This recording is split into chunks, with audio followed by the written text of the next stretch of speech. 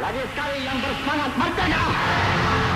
Because nobody, no group of men have got the will, have got the capacity that do more for this country. You see, the whole of my adult life.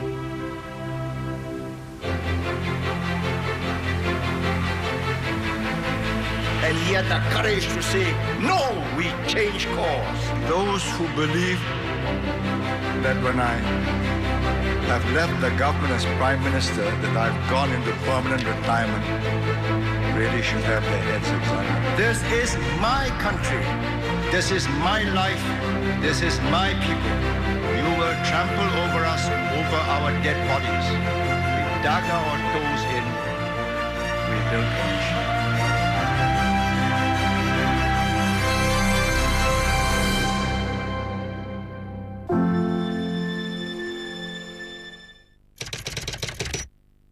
You know, every time we look back on this moment when we signed this agreement which severed Singapore from Malaysia, it will be a moment of anguish. I mean, for me, it is a moment of anguish because all my life,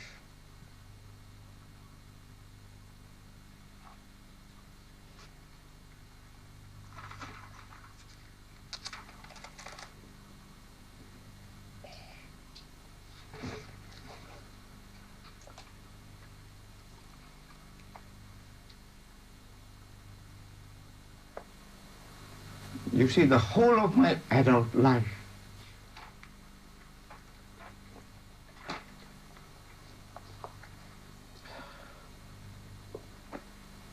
I had believed in Malaysia, in merger and the unity of these two territories. You know, as people connected by geography, economics, and ties of kinship.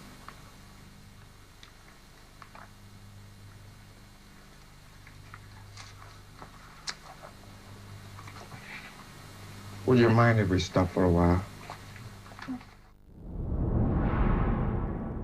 Never be depressed, never be deflated by setbacks. We suffered setbacks.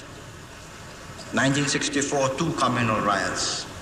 And we don't pretend to ourselves that they weren't communal riots. They were. We face facts. And this is one of the greatest strengths about Singapore, its willingness to face reality. The 9th of August, we used to celebrate the 3rd of June. Then it was the 16th of September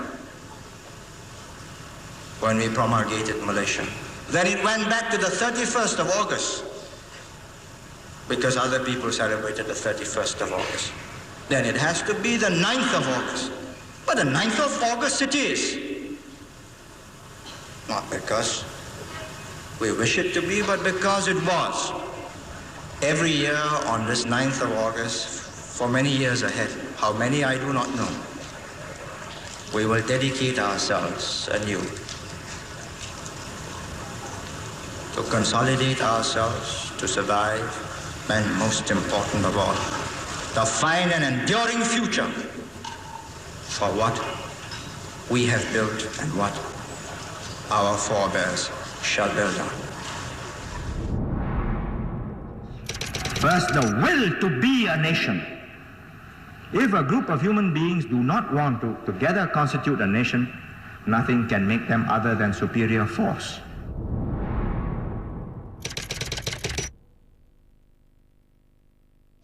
So, with all these problems looming over the horizon, the English educators should shake themselves out of this complacency. Nobody is going to fight and die for us. The troops here, whether they are Australians and New Zealanders, plus the British, the Commonwealth Brigade, is not going to fight the kind of war the Americans have fought in Vietnam. And that is the kind of a war which we may well be confronted with. And right away, we will take action, and we are taking action against all this incipient terrorism. We cannot let it grow. We've got to get Singapore so organized that any illegal, any illicit immigration, any illicit terrorist or saboteur must be discovered. This is the first time we meet here and allow what I'm saying to you and your responses, because what I'm saying to you is as important as your response to what I'm saying to you.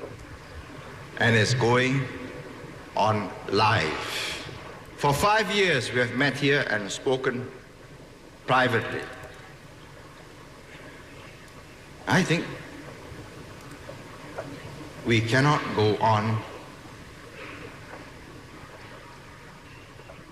doing the things we are doing unless not only you, but a lot of other people outside know the raison d'etre,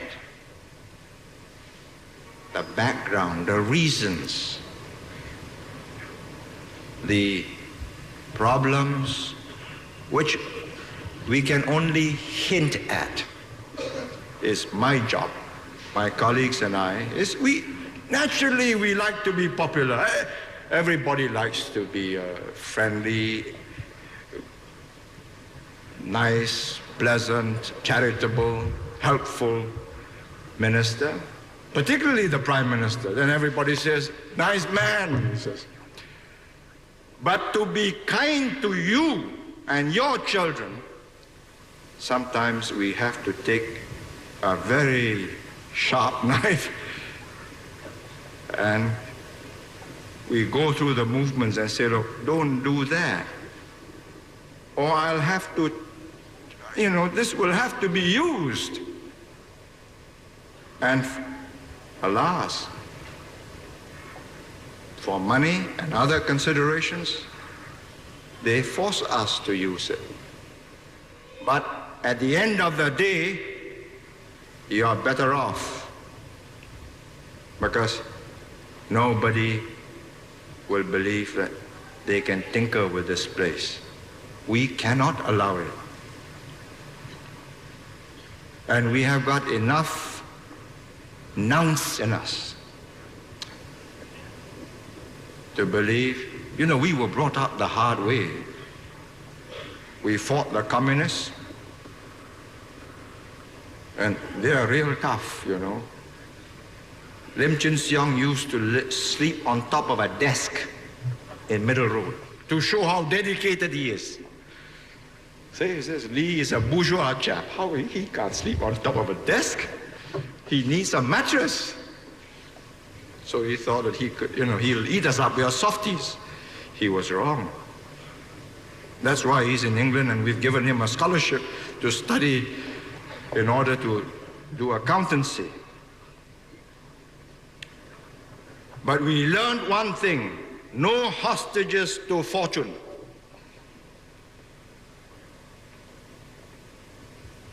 And we will see this place through, provided you don't slacken. I don't propose to resign. I'm going to see my job through, and I don't believe any one of my colleagues is gonna opt out of this duty, however unpleasant it is. But we'll see this place safe and secure. We never believed anything was for free. But the lesson is, we have, in the last analysis, only ourselves to depend on. If we lack the guts and the gumption to stand up for ourselves, then I say, write it off, forget it. Then all this that we have built, we'll just give it away. I say, it is through a series of crises, if you like, stresses and strains, that forges a nation out of a group of loosely linked people. Our forefathers came here because they were looking for the pot of gold at the end of the rainbow. Some found that pot of gold, many didn't. They sweated their guts out and built this city out of mud flats.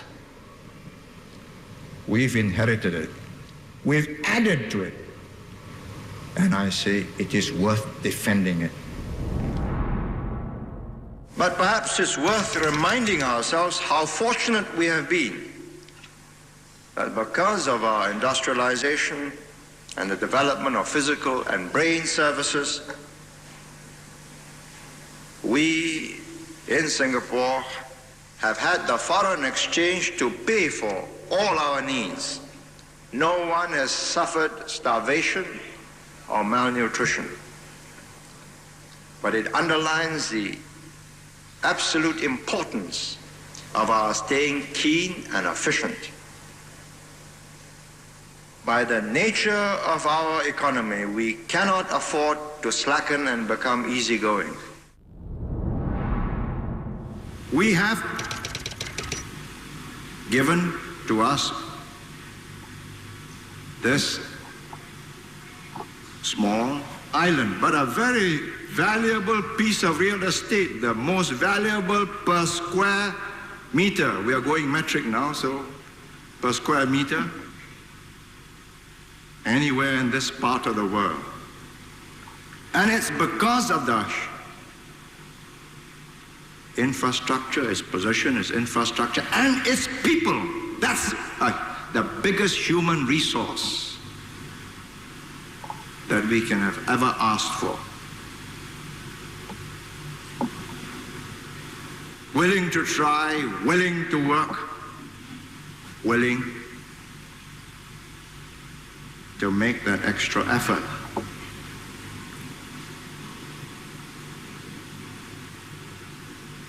And it does not matter if people spread rumors and say, you know, it's utter and complete madness, some of these rumors. But when I had a meeting with the press recently to go through the figures with them, and they asked me at the end of it all, you know, quite anxiously, says, tomorrow, National Day speech, are you really going to resign? You're going to announce your resignation?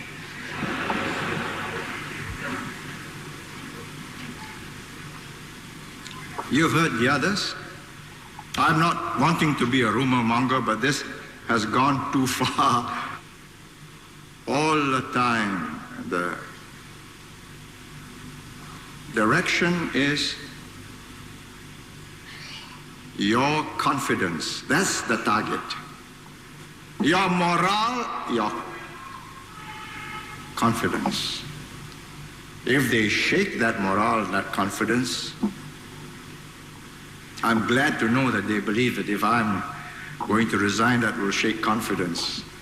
It's a great compliment to me, in which case I shall disappoint them, and I intend to stay and see my job through.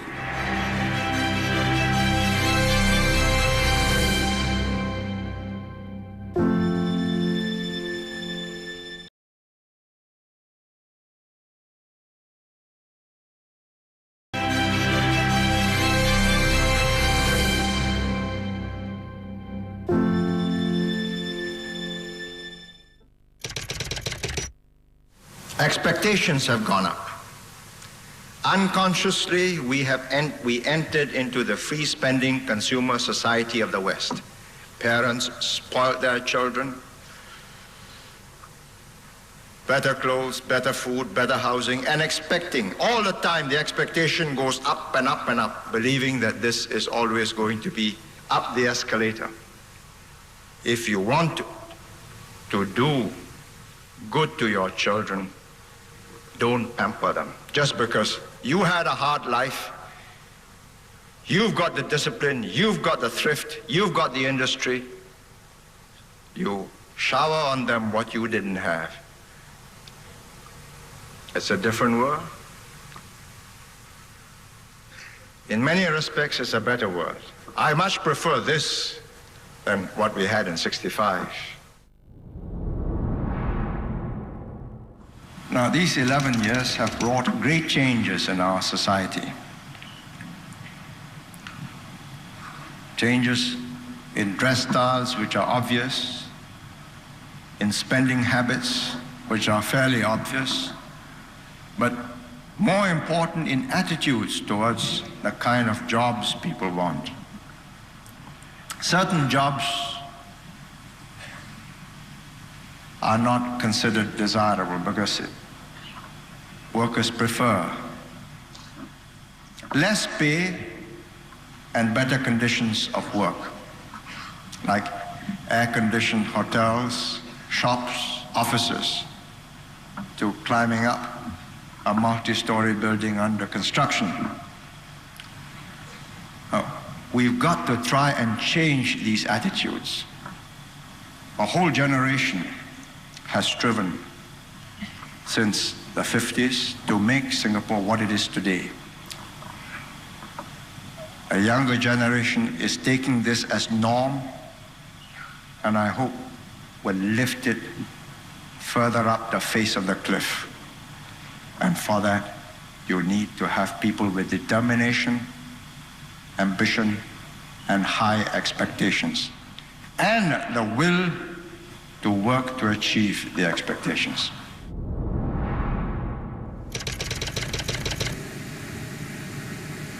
I want to alert you that the going is going to get tougher. It's like mountaineering, you see. The higher you climb, the more exhilarating it is. But the tougher it is to climb up higher because there's less oxygen in the air. Which makes me come to my next point, namely the expectations of our young, expectations which parents encourage. Now, insofar as these expectations, set your sights high, I say fine.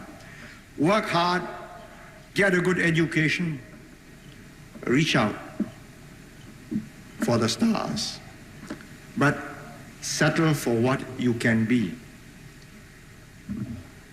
Not everybody is going to be an astronaut. And what's more, settle for the jobs that are going and not the jobs that you think ought to be there. Why do I want this? I'll be brutal and frank. It's not for sentimental reasons. I don't have to pander to chauvinist sentiments, and I don't, as a matter of principle. But I say a person who gets deculturalized, and I nearly was, so I know this danger. He loses his self-confidence. You get a sense of deprivation. For optimum performance, a man must know himself, know the world. He must know where he stands. We dared to achieve. That's what we had the courage to do. People wrote us off in 1965, said no chance. We couldn't accept that verdict. We said we'll make it. And the people had the guts and the gumption, and the government provided practical policies. That combination worked. New problems are coming. They can be solved. They will be solved. And the nub of the problem for a continual solving of these problems is to find new problem solvers, because you know we are not indestructible. Comes a time when the baton must be handed over.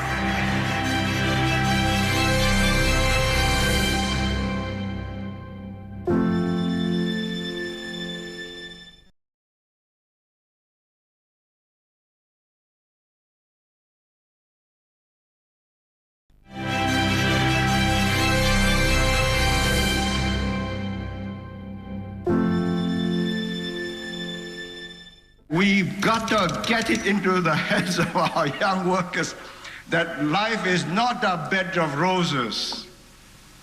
This generation has never known unemployment.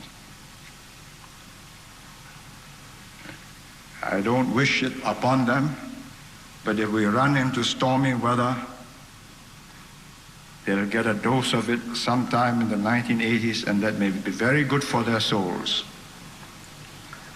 But let's try and educate them.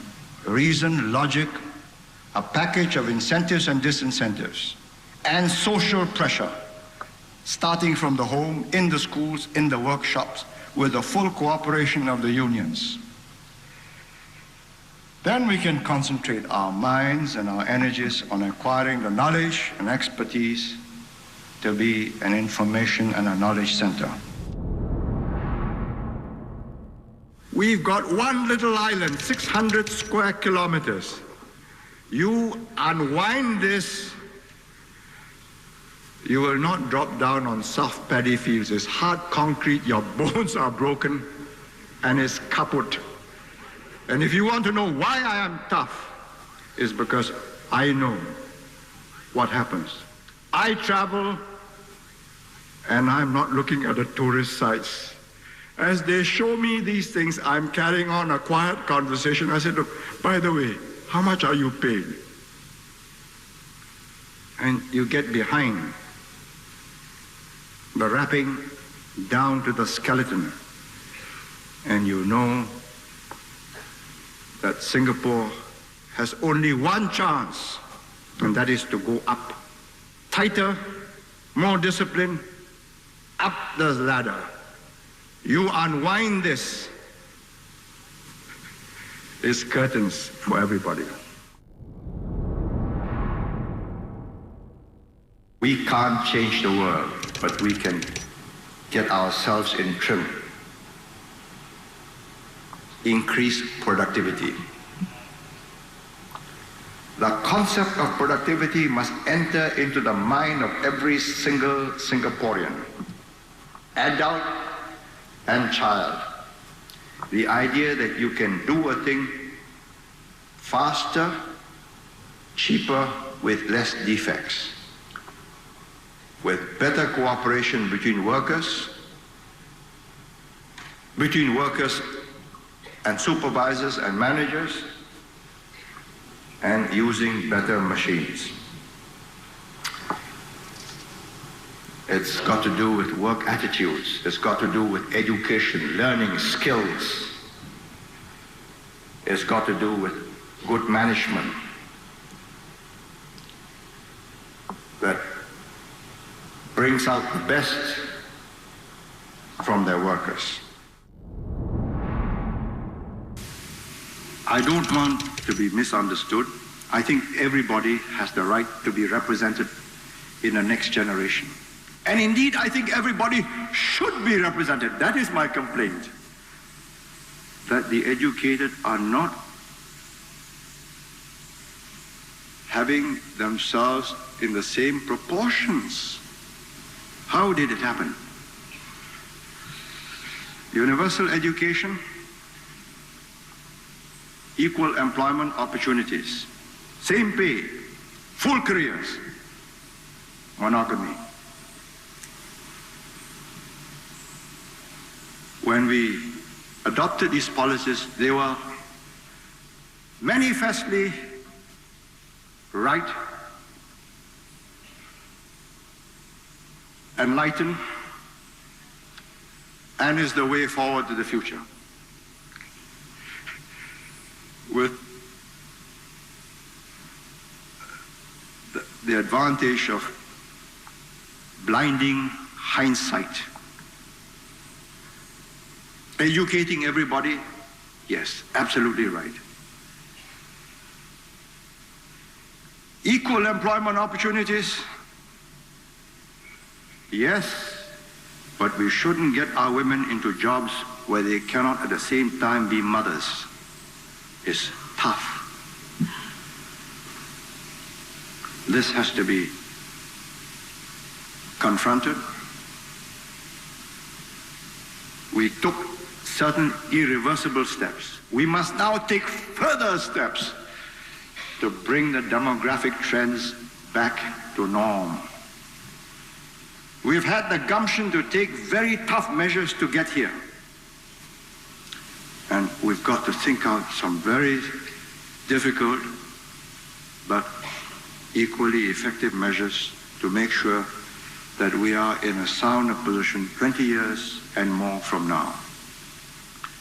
I learned one thing from my 25 years in government, 25 next June. If you don't attack a problem, your chances of resolving it, if you pretend that the problem will solve itself, when it isn't, as getting worse, you are in trouble. I would be less than frank if I said that all this change was smooth and plain sailing. It's not. There have been differences of views within the PAP leadership on the pace and the method of self-renewal. Well, I am prepared to try all approaches and will tap party and other grassroots activists to add to the pool of talent. But my senior colleagues, Dr. Goh, Rajaratnam and I, we believe there's no slowing down. We press on quickly because I do not know how much time the old guards have got. But even with the old guards in charge, this is what I'm fearful of. Things can go wrong very quickly. Nothing is more fearsome than to get an urgent telephone call within 2-3 hours of your just having gone to sleep.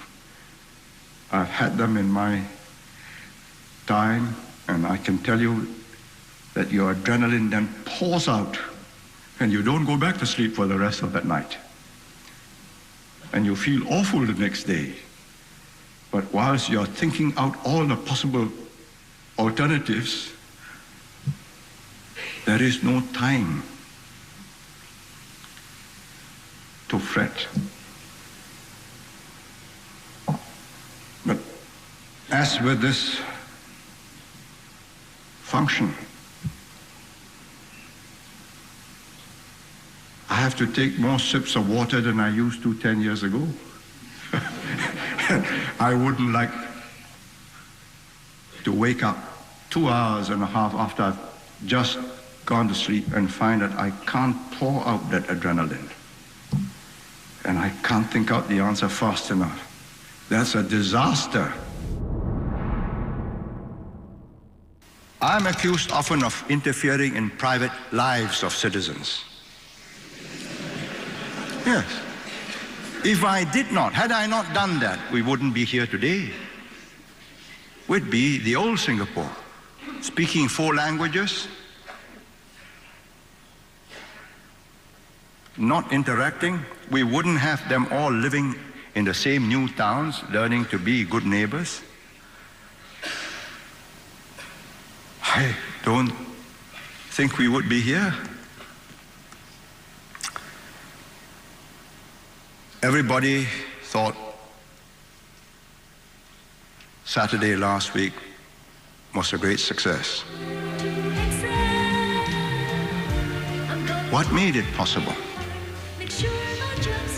Because after 27 years since 59, the compare, the announcements could be in English and the whole stadium understood. And they responded as one. They could sing together. You know, we couldn't sing together. We sang different songs in different languages. And it was almost immutable, unchangeable. We had to change it very carefully, gradually. 27 years to move into one working language without coercion. very slow, isn't it? And I say without the slightest remorse that we wouldn't be here, we would not have made the economic progress if we had not intervened on very personal matters. Who your neighbor is, how you live, the noise you make, how you spit or where you spit, or what language you use. Had we not done that and done it effectively, we would not be here today. It was fundamental social and cultural changes that brought us here. And now, the most difficult part is how to manage this transition. It's not simply just to govern. To govern is simple. But to let the second generation govern is very difficult. It's very delicate. Because if it goes wrong, I'm still responsible. If the ball gets shot into the goal, I'm the goalkeeper.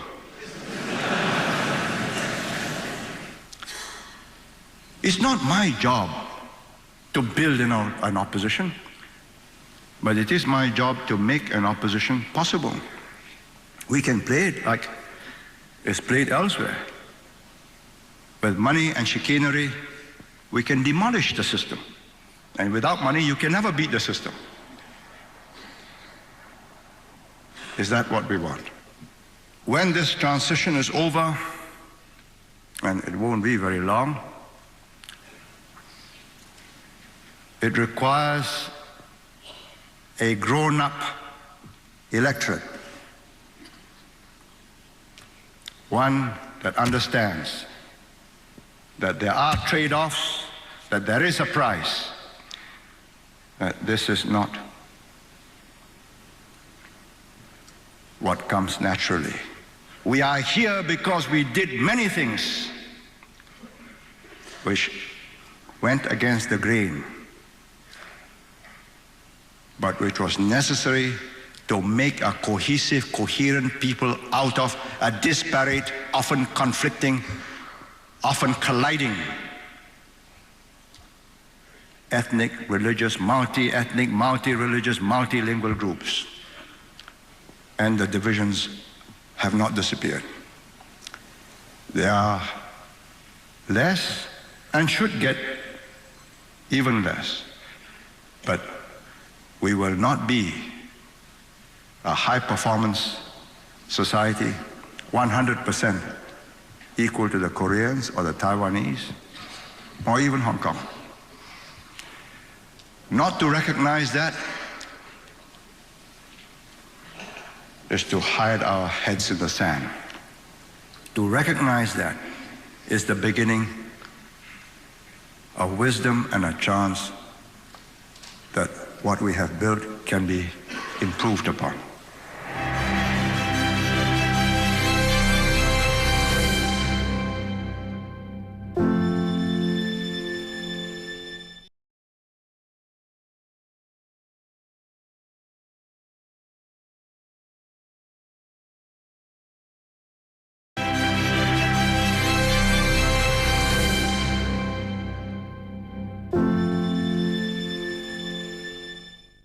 We are not just another country. We are a very unlikely country. We all sang. Well, my colleagues and I, we sang. I hope you did too, some of you. We are a nation strong and free. This is my country. This is my flag.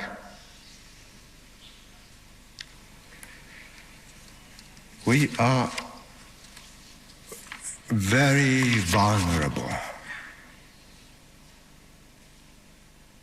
If I tell you this, some of you may say, oh, of course, the Prime Minister must say this because he wants us all to shut up and be quiet, peaceful, docile citizens. No. There is a certain element of chance that goes with change. that makes prediction of the future difficult. To get economic progress, you must solve the political equation. And do not assume that Singapore is like any other country. It isn't. It's very special even within ASEAN. It's very small and very vulnerable. And the more successful we are, the more vulnerable we become. It's a contradiction in terms. If you're not successful, people say, oh, well, poor chaps, have pity on them. But do you want people to have pity on you? But supposing they envy you, that's also troublesome. But we want to be friends. Once we have this political equation awry, then we will be chasing each other's tails and biting them. And you have an endless cycle of stupidities, recriminations, and violence. There's one little comment I want to read from Dr. Eileen Au. Task ahead is that of reconciling the expectations of the men and women with respect to their life partners. Reconciling the expectation of men and women with respect to their life partners. It comes down to rationalizing their fantasies with realism. So she gets a long list of all the desirable things a girl wants in a husband. He must be good, he must not drink, he must not smoke. He must be kind, and so on and so forth. There aren't such people to be found, because they go through the forms of the men, they say, not there. So the men put their hopes of the girls they want to marry. She must be young. The man is 38, he wants to marry a girl who's 25. She must be friendly, smiling, cheerful disposition, and so on. You run through the women's list, they are not there.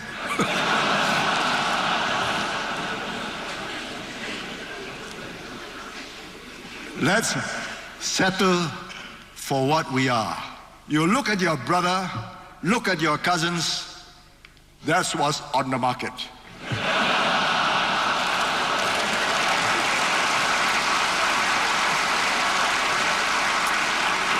If you go by SBC drama, you're in trouble. You will spend the rest of your life looking for a dream husband who isn't there, and for a girl that does not exist except with very careful makeup. Given me and my links with so many people, all I got to do is to stay Secretary General of the PAP. I don't have to be president. I stay Secretary General of the PAP, and I can decide. I will have a very strong last word on policy. I don't have to be the president. And I'm not looking for a job. Please believe me.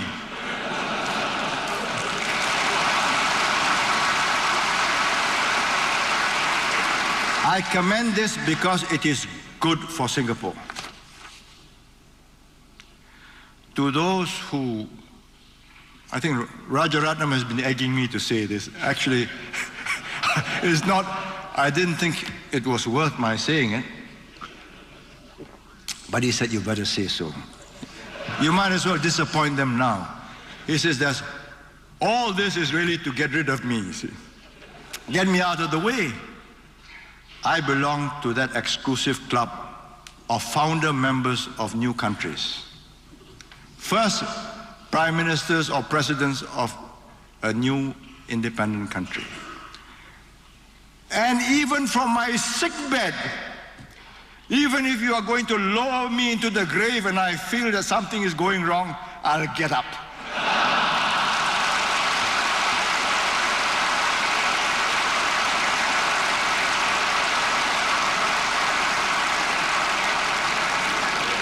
those who believe that when I have left the government as Prime Minister, that I've gone into permanent retirement, really should have their heads examined. Remember this. Good ministers are not just those who kiss babies and smile and have dialogue sessions.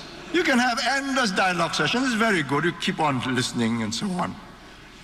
It means at the end taking very tough, very unpleasant, very unpopular decisions and still smiling and still explaining. And finally pointing out, see, we are turning the corner.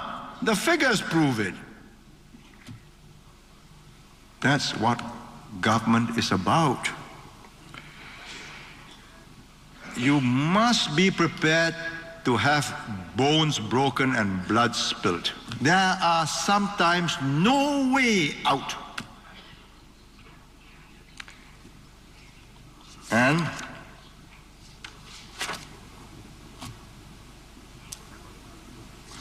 you must never forget, you're not cheering a football team, you know.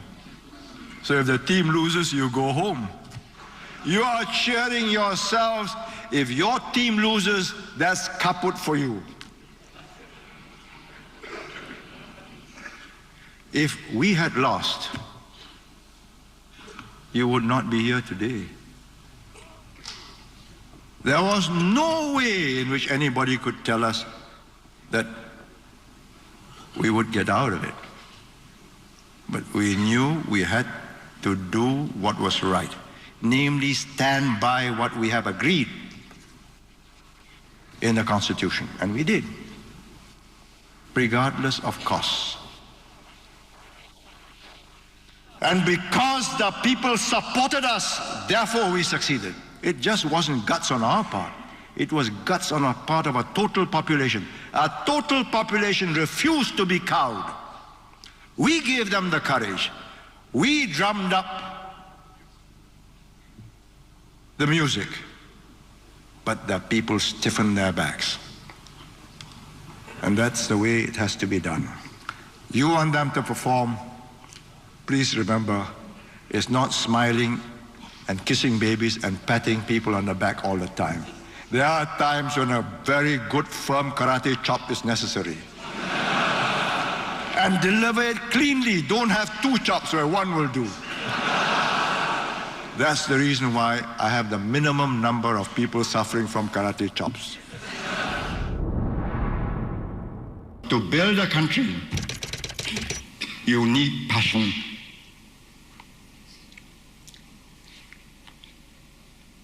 If you just do your sums, plus, minuses, credit, debit, you're a washout. When we fought in 1962-63 against the communists, when we went through hell in 1963-65, many people thought we were crazy. We could lead peaceful, quiet lives. Why were we doing this? It was an act of conviction. This is my country. This is my life. This is my people.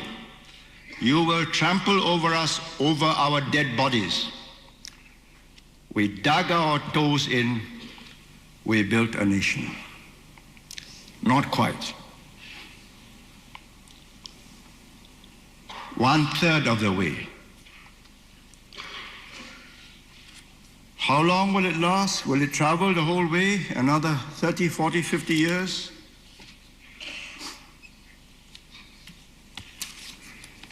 My generation won't see it through.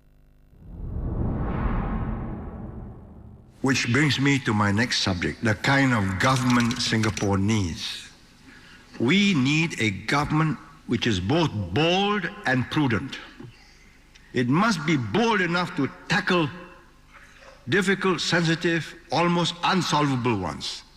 Very few governments have been able to turn around their population policy successfully. You give baby incentives, no response.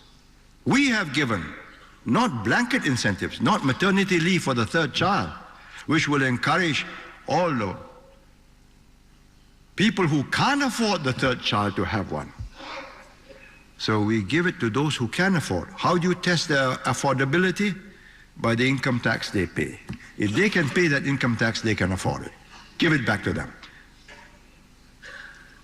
It has produced results. That is the joy of working for Singapore. If it doesn't produce results, and year after year you make speeches and you keep on pushing buttons and nothing happens, so I'm emigrating.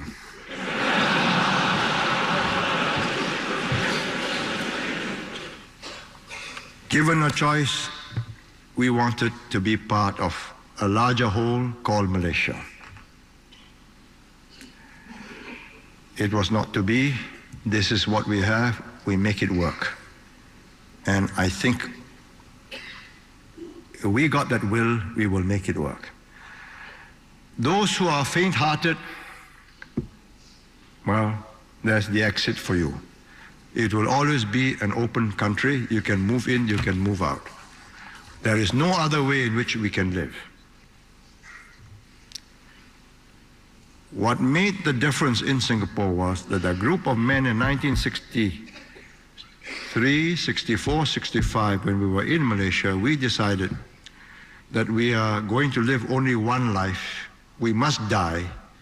If we have to die, we will die for a cause worthy of our lives. That made Singapore possible. We couldn't be placated and settle for less. To settle personally for a way out for yourself was easy.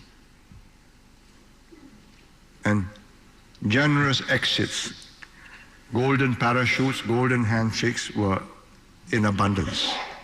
But that broke a trust we had. That made Singapore possible.